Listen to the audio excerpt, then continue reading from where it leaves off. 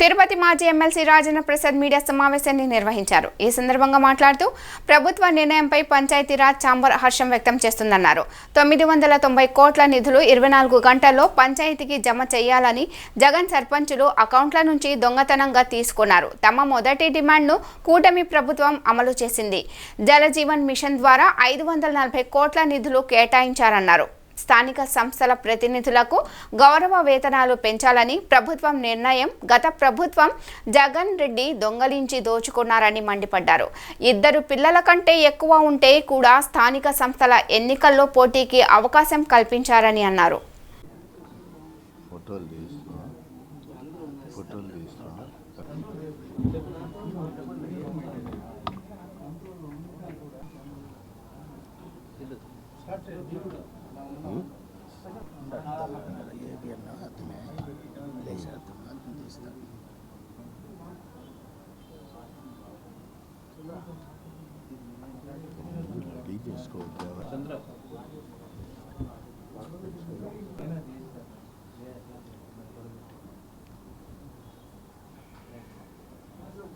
State organising secretary Nagender Reddy, Nellore జిల్లా.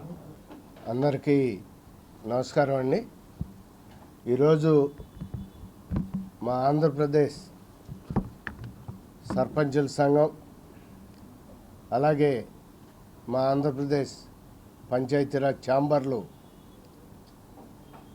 రాష్ట్ర committee సభ్యులం ఈ రోజున మీ దగ్గరికి రావటానికి ముఖ్య కారణం, నిన్న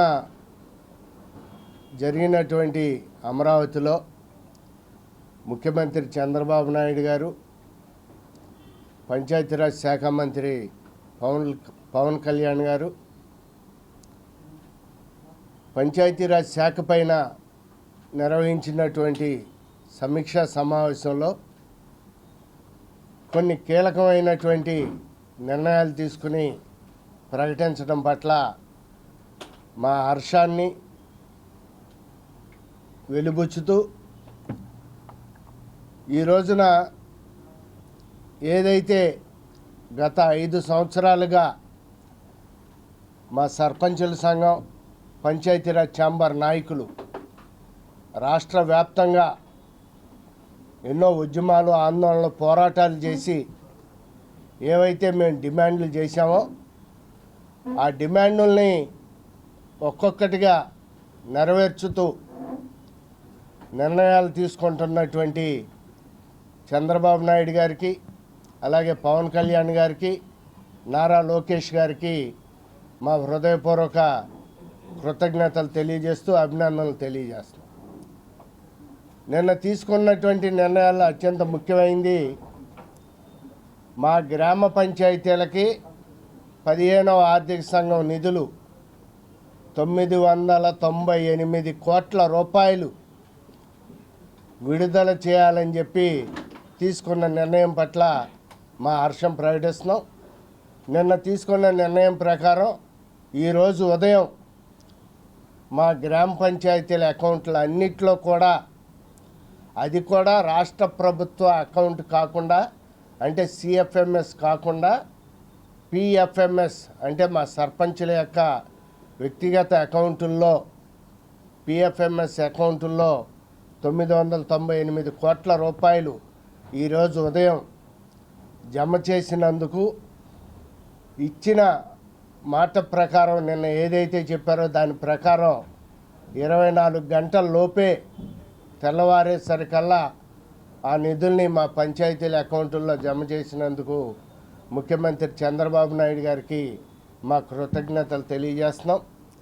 అంతేకాకుండా దీనికి ముందు ఒక 250 కోట్ల రూపాయలు విడుదల చేయటం జరిగింది.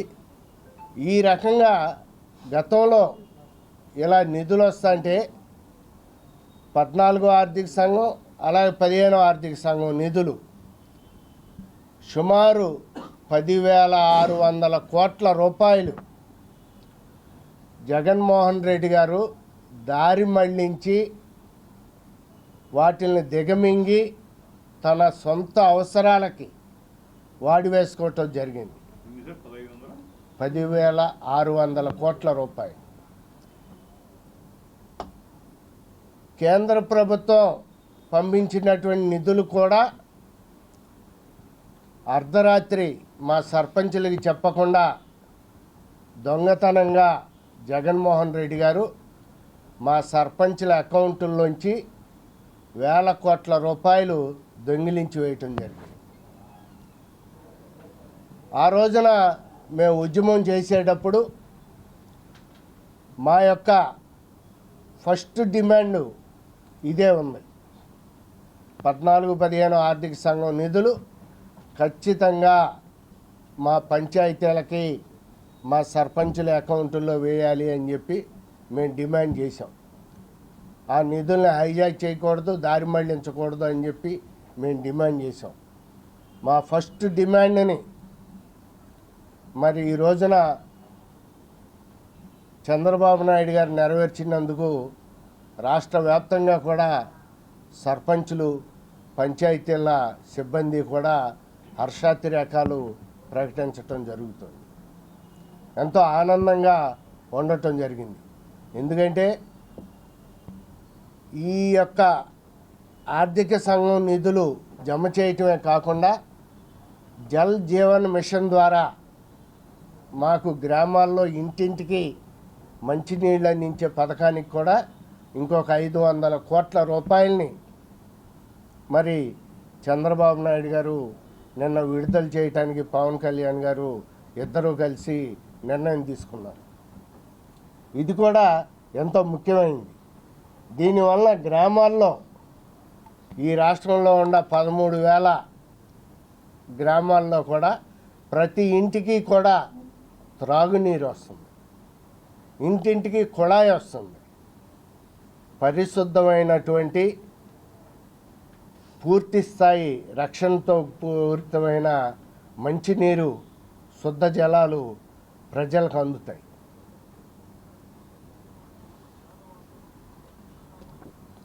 ఈ రకంగా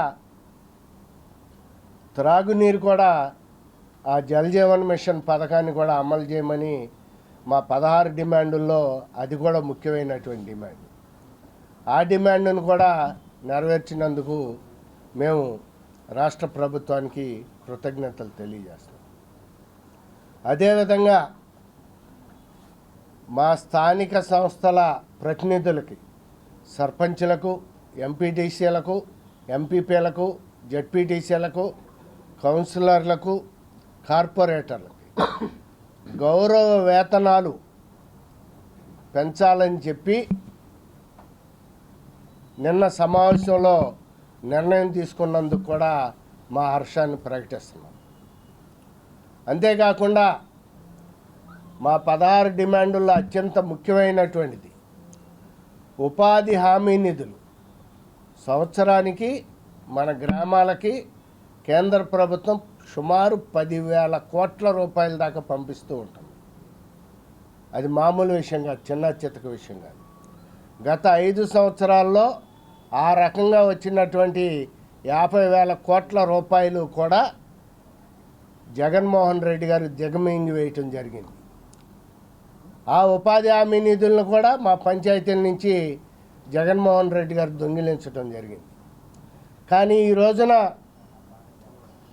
చంద్రబాబు నాయుడు గారు ముఖ్యమంత్రి అయిన తర్వాత, పవన్ కళ్యాణ్ గారు పంచాయతీరాజ్ శాఖ మంత్రిగా వచ్చిన తర్వాత ప్రప్రథమంగా రేపు 23వ తేదీన రాష్ట్ర వ్యాప్తంగా ఉన్న సుమారు 13,000 గ్రామ పంచాయతీల్లో కూడా మా సర్పంచుల్ని గ్రామ సభలు పెట్టుకొని ఆ ఉపాధి హామీ పథకం నిధుల ద్వారా ఏం పనులు చేయాలి అనేది మా గ్రామాల్లో ఉన్న ప్రజలతో చర్చించుకొని నిర్ణయం తీసుకొని తీర్మానం చేసి పంపిస్తే ఆ నిధులు ఇస్తామని చెప్పినందుకు దీనివల్ల గ్రామాల్లో రోడ్లు వస్తాయి, డ్రైన్లు వస్తాయి, అంగన్వాడీ స్కూళ్ళు వస్తాయి, అలాగే శ్మశానాలు అభివృద్ధి చేసుకోవచ్చు. మాకు కావాల్సినటువంటి సుమారు 36 పనుల్ని అందులో ఏది కావాలంటే అది మీ గ్రామస్తులంతా కలిసి కూర్చొని ఆలోచించుకుని చేసుకోమని రాష్ట్ర వ్యాప్తంగా ఉన్న అన్ని పంచాయతీల్లో కూడా ఎల్లుండు 23వ తేదీన ఒకే తేదీన ఒకే రోజున అన్ని పంచాయతీల్లో కూడా మేము ఇలా తీర్మానాలు చేసుకుని గ్రామ సభలు పెట్టుకుంటే సుమారు మొదటి విడతగా సుమారు 2,000 కోట్ల రూపాయలు ఇస్తామని ప్రకటించినందుకు కూడా మా హర్షాన్ని ప్రకటిస్తున్నాం. అంతేకాకుండా ఇంతకాలం కూడా మా స్థానిక ప్రభుత్వాల ప్రజాప్రతినిధుల పట్ల వివక్ష చూపెడుతున్నారు. ఆ విషయాన్ని మేము ఎప్పుడో 15 సంవత్సరాల నుంచి దీనిపైన మా పంచాయతీరాజ్ ఛాంబర్ పోరాడుతుంది. 3 పిల్లలు ఉంటే పోటీ చేయకూడదు అనేటటువంటి ఒక దారుణమైనటువంటి చట్టం ఈ పంచాయతీరాజ్ చట్టంలో ఉండటం జరిగింది. దాన్ని కూడా రద్దు చేస్తూ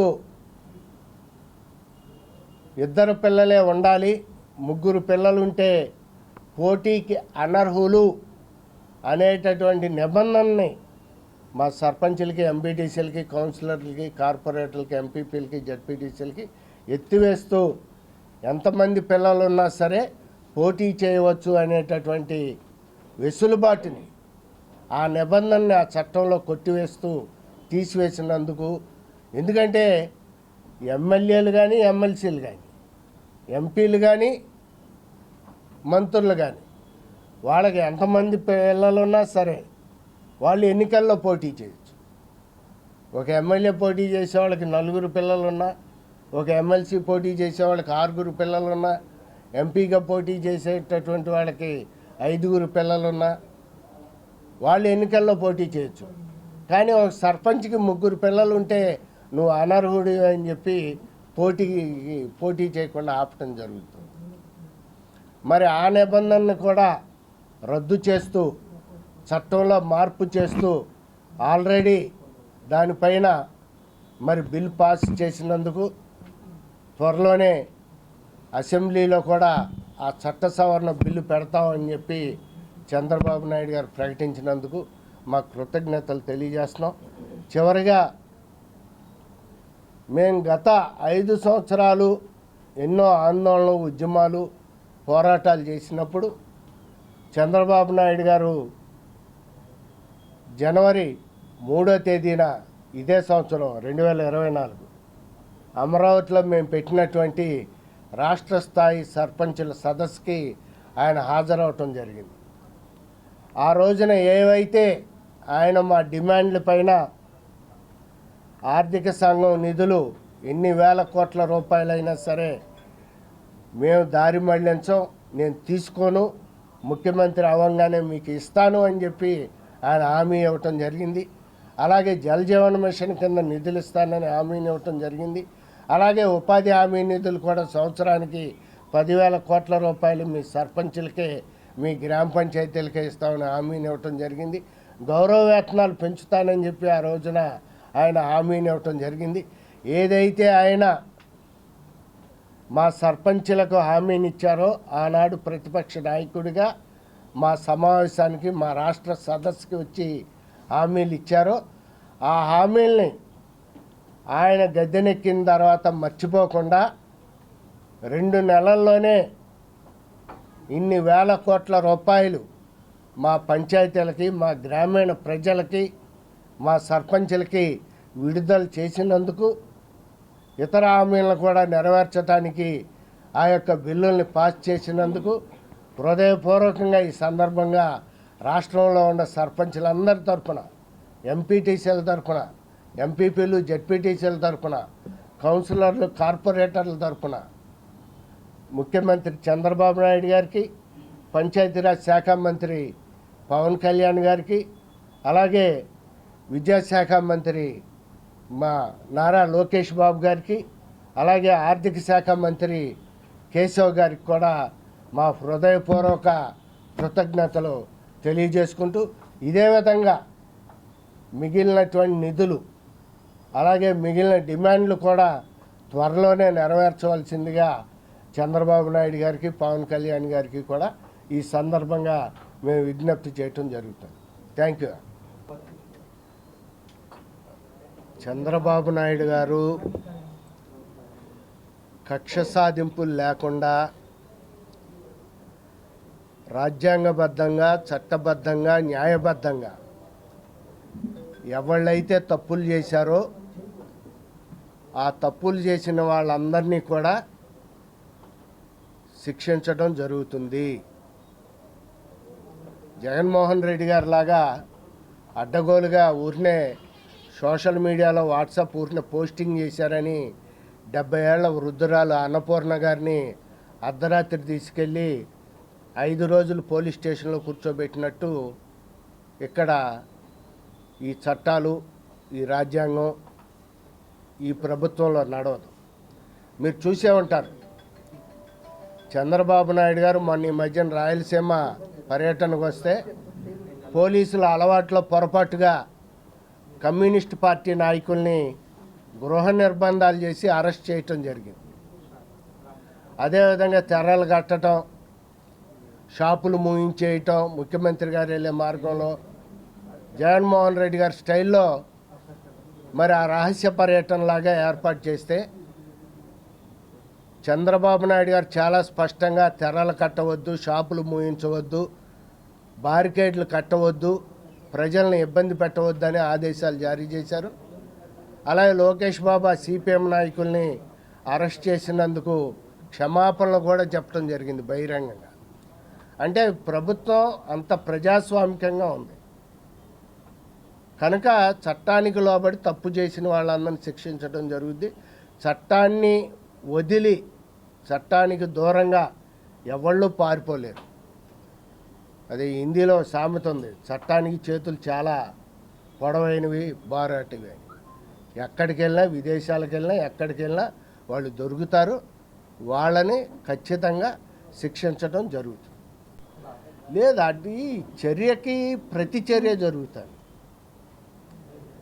ఇప్పుడు నిన్న సపోజ్ తాడిపత్రి చూసుకోండి, జేసీ ప్రభాకర్ రెడ్డి గారు ప్రజెంట్ మున్సిపల్ చైర్మన్, ఎమ్మెల్యే. అక్కడ ఆ పెద్దారెడ్డి గారు వచ్చి, ఆయన అనుచరుడు మురళి అనే అతను వచ్చి తుపాకులు పట్టుకుని హల్చల్ చేసేపటికి అక్కడ ఉన్నటువంటి వైఎస్ఆర్సీపీ నాయకులు రెచ్చిపోయి ఇష్టం వచ్చినట్టు మాట్లాడితే తెలుగుదేశం కార్యకర్తలు తిరగబడడం జరిగింది. ఎక్కడ కూడా ఇప్పుడు మీ చిత్తూరు జిల్లాలోనే ఉంది. ఇక్కడ పెద్దిరెడ్డి గారు ఎంత రౌడీయిజం చేస్తారు, ఎంత రుబాబు చేస్తారు. ఇక్కడ సర్పంచ్గా అనుకుంటా ఒక మహిళ నామినేషన్ వేయాలంటే ఆవిడ కొంగు లోపల, జాకెట్ లోపల నామినేషన్ పత్రాలు పెట్టుకుని వెళ్తా అంటే బలవంతంగా ఆ నామినేషన్ పత్రాలు చేయబెట్టి, కొంగు వెనకాల చేయబెట్టి లాక్కొని దౌర్జన్యం చేసి ఆ నామినేషన్ పత్రాలు చించివేసిన విషయం ఈ రాష్ట్రంలోనే కాదు, బహుశా దేశంలోనే అయ్యి ఉండొచ్చు. పులివెందల్లో కూడా అన్ని ఏకగ్రీవాలు జరగల. పెద్దిరెడ్డి గారి కాన్స్టిట్యున్సీలోనే అన్ని ఏకగ్రీవాలు ఎలా జరిగినాయి అంటే పెద్దిరెడ్డి రామచంద్రారెడ్డి గారు రౌడీయిజం, గోండాయిజం ఇవన్నీ కూడా ఆయన చేయటం జరుగుతుంది. కనుక అటువంటి ఇక చెల్లం చాలా డెమోక్రటిక్గా ప్రజల యొక్క ఆశయాలకు, అభిప్రాయాలకి అనుగుణంగానే చంద్రబాబు నాయుడు గారు పరిపాలించడం జరుగుతుంది. ఈ 2 నెలల పరిపాలన కూడా అలాగే కనపడుతుంది.